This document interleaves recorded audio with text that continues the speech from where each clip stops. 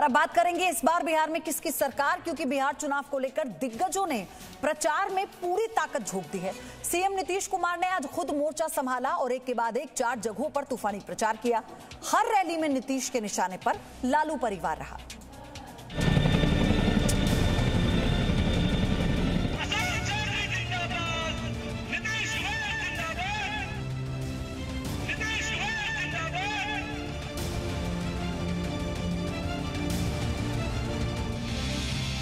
NDA के CM उम्मीदवार नीतीश कुमार ने बांका से अपने तूफानी प्रचार की शुरुआत की। बांका के अमरपुर विधानसभा क्षेत्र में जनसभा को संबोधित करने के बाद भागलपुर के सुल्तानगंज में उनकी रैली हुई। फिर मुंगेर के तारापुर में उन्होंने मोर्चा संभाला और आखिरकार आरजेडी उम्मीदवार अनंत सिंह के गढ़ मोकामा में चुनावी मैदान को संभाला। नीतीश की हर रैली में निशाने पर रहे महागठबंधन के सीएम उम्मीदवार तेजस्वी यादव और पूर्व सीएम लालू यादव और राबड़ी देवी। हम सब लोगों से ये अपील करेंगे, आग्रह करेंगे, निवेदन करेंगे कि काम को देखिए और किसी के प्रचार के चक्कर में मत जाइए। अगर काम को देखने के बजाय किसी के प्रचार के चक्कर में गए तो उनकी तो आमदनी बढ़वा दीजिएगा और अपनी आमदनी को पूरे पहले की तरह ही नीचे करवा लीजिएगा। और अच्छी तरह जान लीजिए, एक बात जान लीजिए, कुछ लोगों के लिए परिवार है, पति पत्नी बेटा बेटी, और मेरे लिए पूरा बिहार एक परिवार है। हम पूरे बिहार के संपूर्ण परिवार के उत्थान के लिए हम काम करते हैं। और जिन लोगों को कोई ज्ञान नहीं है, जानकारी नहीं है, वही लोग कुछ से कुछ बोलते हैं। हर जिले में एएनएम संस्थान, आईटीआई की स्थापना, ये सब काम, और कितने बड़े पैमाने पर मेडिकल कॉलेज की स्थापना। अब तो केंद्र सरकार के सहयोग से भी 8 मेडिकल कॉलेज की स्थापना हो रही है। राज्य सरकार अपनी तरफ से भी 3 मेडिकल कॉलेज की स्थापना कर चुकी। एक एक चीज के लिए सोच लीजिए। हम तो लोगों की सेवा करते हैं और कुछ इस राज्य में क्या है जो अपनी और अपने परिवार की खिदमत करते हैं, सेवा करते हैं। हम बिहार की संपत्ति बढ़ा रहे हैं और कुछ लोग अपनी संपत्ति बढ़ाते हैं। यही फर्क है, याद कर लीजिए और इस चीज को हमेशा याद रखिएगा। नीतीश कुमार जहां लगातार लालू और तेजस्वी पर प्रहार कर रहे हैं, वहीं तेजस्वी यादव भी नीतीश को लेकर मोर्चा खोले हुए हैं। नीतीश कुमार जी हमारे उम्र में बड़े हैं, हम आदर उनका करते हैं, सम्मान करते हैं, लेकिन बिहार के मुख्यमंत्री रहते हुए पूरी तरीके से फ्लॉप हो चुके हैं। ये सवाल जो लोग उठा रहे हैं, कौन लोग उठा रहे हैं? हम डिप्टी सीएम जब बने तो किसके सरकार में बने, तब ये सवाल क्यों नहीं उठाए? बेरोजगारी, मजदूरों की घर वापसी, कोविड-19 महामारी, 7 निश्चय योजना के साथ साथ बिहार में 15 साल बनाम 15 साल का मुद्दा भी हावी है। एनडीए इसी कोशिश में जुटा है कि इस मुद्दे को केंद्र में रखा जाए। ब्यूरो रिपोर्ट, जी मीडिया। तो बिहार चुनाव में आतंकी एंट्री केंद्रीय मंत्री नित्यानंद राय ने करा दी है।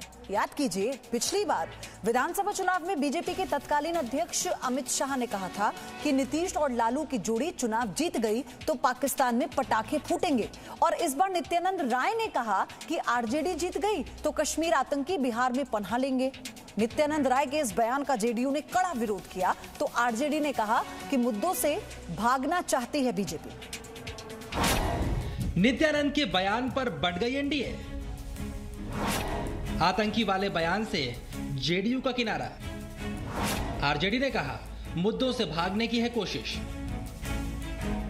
जो जाएंगे बिहार में, अगर सरकार आरजेडी की बनेगी तो कश्मीर से जिस आतंकवादी को हम सफाया कर रहे हैं वो आकर बिहार में पनाह ले लेगा।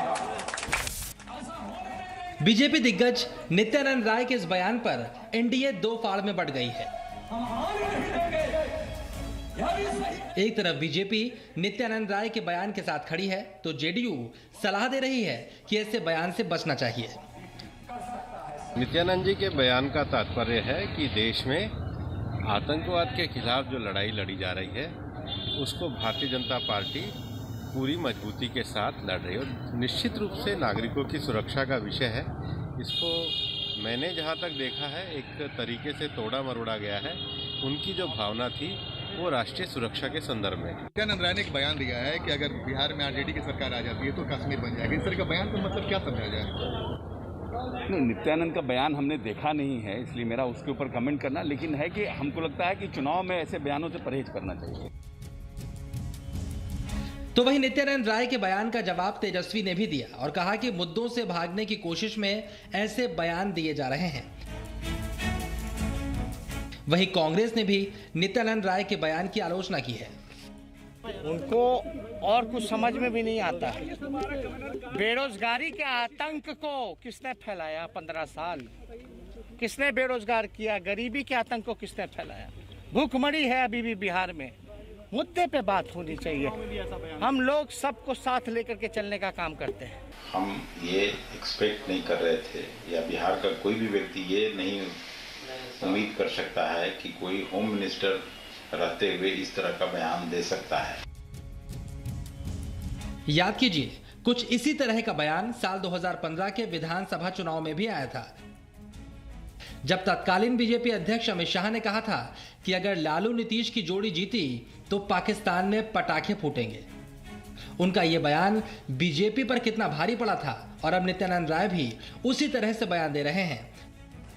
कहीं उनका बयान बीजेपी पर फिर से भारी ना पड़ जाए। ब्यूरो रिपोर्ट, जी मीडिया। तो चुनाव बिहार में है, लेकिन भाषणों के दौरान आतंक जैसे शब्द का इस्तेमाल हो रहा है। तो आप खुद ही तय कीजिए, विधानसभा चुनाव में जनता किन मुद्दों को ध्यान में रखकर वोट करती है, ये राजनीतिक पार्टियों को समझना होगा। एक छोटा सा ब्रेक ले रहे हैं, लेकिन प्राइम टाइम आप जी न्यूज पर देख रहे हैं। Presenting V News app, available on Google Play and App Store. Download it now.